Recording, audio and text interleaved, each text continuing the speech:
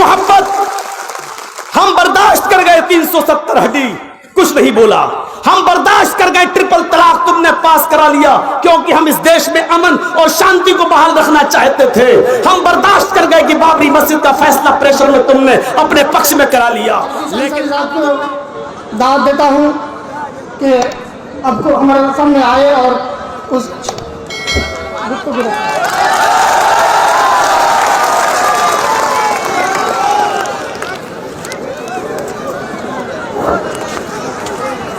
अस्सलामु अलैकुम वरहमतुल्लाहि वबरकातुहू।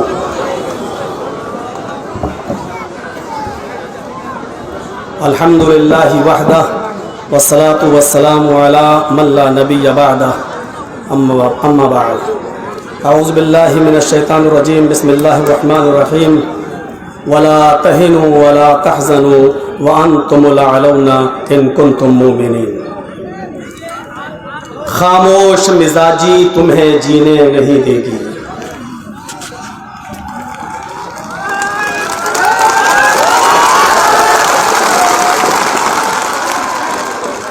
खामोश मिजाजी तुम्हें जीने नहीं देगी। इस दौर में जीना है तो कोहराम मचा दो। स्टेज पर और मंच पर बैठे हुए हमारे निहायत ही मुअज़्ज़ज़ और सम्मानित अहबाब, मित्र, दोस्त, कौम व मिल्लत के रहबरान और जिम्मेदारान और हज़ारों और लाखों की तादाद में पहुंचने वाली NRC और CAA के खिलाफ जमा होने वाले इस्लाम के और सच्चे मजहब इस्लाम के पक्के गयूरों, बहुत सी बातें आपने सुन ली हैं और सबका मकसद यह है कि CAA के खिलाफ अपना विरोध दर्ज कराया जाए। एक बात याद रखिएगा, ये लड़ाई जो हम और आप लड़ रहे हैं और जिसके लिए यहाँ जमा हुए हैं, आप ये सोचकर मत बैठ जाइएगा कि अब ये लड़ाई बहुत जल्दी ख़त्म हो जाएगी। ये लड़ाई ख़त्म होने वाली नहीं है। अगरचे ये कहा जा रहा है कि इससे किसी मुसलमान को डरने की ज़रूरत नहीं है, किसी मुसलमान को घबराने की ज़रूरत नहीं है। 3 स्टेप देखकर इस देश के प्रधानमंत्री नरेंद्र मोदी ने हमारी बुज़दिली और हमारी सुस्ती का अंदाज़ा लगा लिया है। आपने पत्थर फेंकने वाले आदमी को देखा होगा। सड़क पर अगर एक कुत्ता या बिल्ली हो, उसको पत्थर से मारो, कुत्ता भाग जाता है। बिल्ली को पत्थर मारा, बिल्ली भाग जाती है। और यही 3 स्टेप ट्रिपल तलाक का बिल लाकर मोदी ने एक पत्थर फेंका। उसने हमें बिखरा हुआ समझा। उसने फिर दूसरा पत्थर फेंका। दूसरा पत्थर क्या था? आपको अच्छी तरीके से मालूम है। ट्रिपल तलाक के बाद एक और बिल और किसी न किसी तरीके से सुप्रीम कोर्ट के जजों को अपने अंडर में लेकर और प्रेशर बनाकर बाबरी मस्जिद का फैसला अपने हक में ले लिया। उसने दूसरा पत्थर फेंककर हमारी बुज़दिली और सुस्ती का सहारा लिया।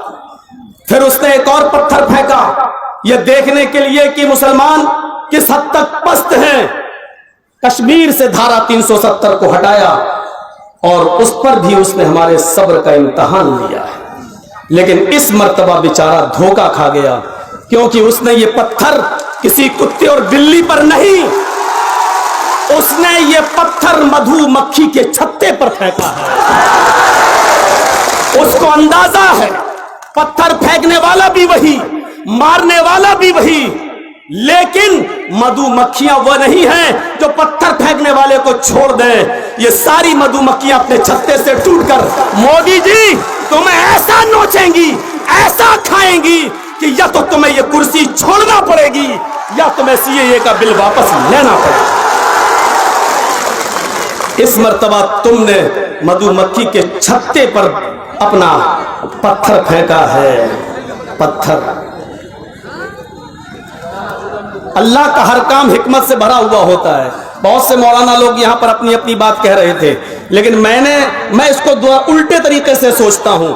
मोदी जी ये थोड़ा सा जो बिल लाए हैं जो सीए के खिलाफ, ये तो मुझे मालूम है कि इनके बाप दादा परदादा सब आ जाएं, भारत से तो हमें कोई निकाल नहीं पाएगा। ये तो फैक्ट है, ये सच्चाई है।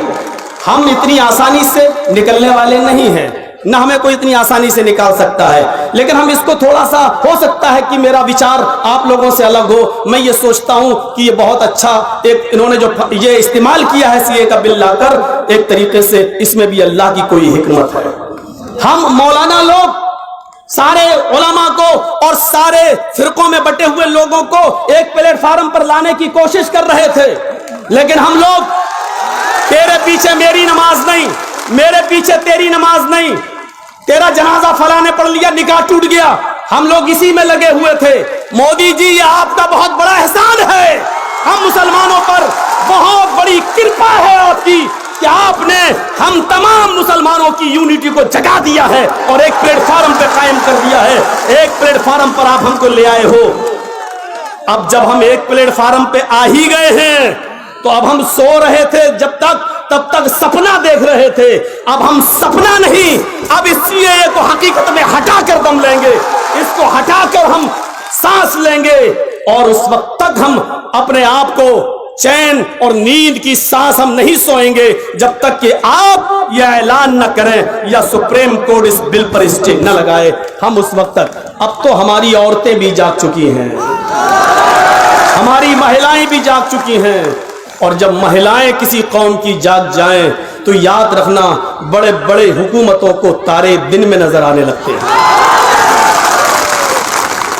शाहीन बाग की औरतें, लखनऊ की औरतें, और योगी जी सोशल मीडिया के जरिए मौलवी जर्जीस की आवाज तुम्हारे कानों में जा रही है। सुनो, बंगाल की पुलिस से सीखो, बंगाल के प्रशासन से सीखो किस तरीके से शांतिपूर्वक धरना किया जा सकता है, किस तरीके से प्रोटेस्ट संविधान के आईन में और दायरे में रहकर अमन और शांतिपूर्वक प्रोटेस्ट किया जा सकता है। योगी की पुलिस बंगाल की पुलिस से सबक सीखो, सबक महाराष्ट्र की पुलिस से सबक सीखो। यह तुम्हारे लिए सबक सीखने का मौका है, सबक सीखो। हम इटावा में भी धरना दिए, औरतों को निकाला, लेकिन इटावा की औरतों पर लाठीचार्ज किया गया। मौलवी जर्जीस किशनगंज की धरती पर कांग्रेस के नेतृत्व में तौसीफ आलम की जेरे निगरानी होने वाले उस जुलूस में भी शरीक था, लेकिन किसी का इंडिया टीवी और जी न्यूज पर और सुदर्शन चैनल पर नहीं दिखाया। सबसे ज्यादा उसने मुझे नंगा करने की कोशिश की। मीडिया वालों, मुझे तुम्हारी हकीकत मालूम है, तुम किसकी गोद में पल रहे हो यह भी मालूम है, तुम्हारी हैसियत क्या है यह भी तुम्हें मालूम है। मैं ये भी जानता हूं कि तुम पैसों के चक्कर में अपनी मां, बहन और बेटियों की इज्जत को, अस्मत को भी तार तार कर सकते हो, क्योंकि तुम्हारे ऊपर किसका हाथ है मैं अच्छी तरीके से जानता हूं। अर्थव्यवस्था और इधर उधर की बातें तुम उस पर डिबेट नहीं कर सकते हो, क्योंकि तुम्हारा चैनल बंद कर दिया जाएगा। यह तुम्हें भी मालूम है, यह तुम्हें भी मालूम है। मेरे भाइयों, एक बात और कह देना चाहता हूं आपसे, मोदी जी इंडिया गेट पे चले जाइए, और 26 जनवरी को मौका लगे आज, और मेरी आवाज यूट्यूब के जरिए और सोशल मीडिया तक पहुंच जाए, के जरिए जाए, तो इंडिया गेट पर जाते वक्त लिस्ट देख लीजिएगा। लिस्ट इंडिया गेट पर, आपको मालूम है, इस देश की आजादी के लिए, इस देश के संविधान को बचाने के लिए, इस देश को, हिंदुस्तान को अंग्रेजों से आजाद कराने के लिए 95,300 लोगों ने अपनी जान का जो नजराना पेश किया था, उनके नाम इंडिया गेट पर आज भी लिखे हुए हैं। इंडिया गेट पर आज भी उन 95,300 लोगों में 61,395 सिर्फ मुसलमानों के नाम है। 61,395 सिर्फ मुसलमानों के नाम, 95,000 टोटल, उनमें मुसलमान कितने? 61,000। आज हमसे पूछते हो तुम नागरिकता दिखाओ, नागरिकता आडवाणी दिखाए, लाल कृष्ण आडवाणी दिखाए तुम कहां से आए हो। नागरिकता अमित शाह दिखाए कि तुम कहां से आए हो। नागरिकता मोदी जी आप दिखाओ कि आप कहां से आए हो। इस देश को आजाद कराने में हमने सबसे ज्यादा कुर्बानी दी है। पिछले 14,480, मैंने पूरा एक नोट किया है, पिछले 14,480 लोगों ने, दलित 10,777 लोगों ने, स्वर्ण 598 लोगों ने, सिख 8,050 लोगों ने, इन सिखों ने कुर्बानी दी। मोदी, जिनके संरक्षण में तुम बैठे हो, आरएसएस, जनसंघी, इनका भी नाम देख लो, 0/0। एक ने भी इस देश की आजादी में हिस्सा नहीं लिया। आज तुम तय करोगे कि भारत में किसको रहना है, भारत में किसको रहना है। तुम्हारा यह कानून मौलवी चर्चिस के पैरों की ठोकर में नहीं मानता। जाओ। और आज तुमसे एक वादा लेता हूं, मैं अपनी बात को खत्म करने जा रहा हूं, सबको बोलना है। आज तुमसे एक वादा लेता हूं, मोदी जी, तुमने इस जंग को शुरू कर दिया है, तुमने इस जंग को शुरू कर दिया है, खत्म हम करेंगे। शुरू तुमने किया है, खत्म हम करेंगे। तुमने जो लड़ाई का ऐलान किया है, हमें तुम्हारा युद्ध कबूल है, हमें तुम्हारी तरफ से राइज की हुई जंग कबूल है। मुझे मालूम है कि तुम्हारे पास प्रशासन की ताकत, मुझे मालूम है हमारी बेबसी, मुझे मालूम है हमारी कमजोरी, मुझे मालूम है हमारी हीन भावता, हमें मालूम है हमारी ताकत क्या है। तुम बहुत बड़ी ताकत में हो। पुलिस तुम्हारे साथ, प्रशासन तुम्हारे साथ, आर्मी तुम्हारे साथ, फौज तुम्हारे साथ, यहां तक के सुप्रीम कोर्ट के प्रेशर में काम करने वाले जज भी तुम्हारे साथ, सब कुछ तुम्हारे साथ। हमारे साथ क्या है? इस देश का प्यार, इस देश की मोहब्बत, हिंदुस्तान का प्यार, हिंदुस्तान की मोहब्बत। हम बर्दाश्त कर गए 370 हड्डी, कुछ नहीं बोला। हम बर्दाश्त कर गए ट्रिपल तलाक, तुमने पास करा लिया, क्योंकि हम इस देश में अमन और शांति को बहाल रखना चाहते थे। हम बर्दाश्त कर गए कि बाबरी मस्जिद का फैसला प्रेशर में तुमने अपने पक्ष में करा लिया, लेकिन अब तुमने हमें भारत का मानने से इनकार कर दिया है, भारत को का नागरिक कबूल करने से मना कर दिया है। इसलिए अब आखिरी बात कहता हूं मैं आपसे, मोदी जी, अब हम उठ गए हैं। अब इस युद्ध में या तो पूरी तरीके से हम जीतेंगे या पूरी तरीके से हम हारेंगे। मोदी जी, अब ऐलान सुन लो।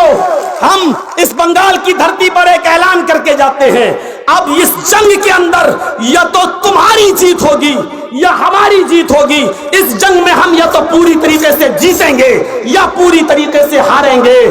जीते तो वतन मुबारक, हारे तो कफन मुबारक, हारे तो कफन मुबारक।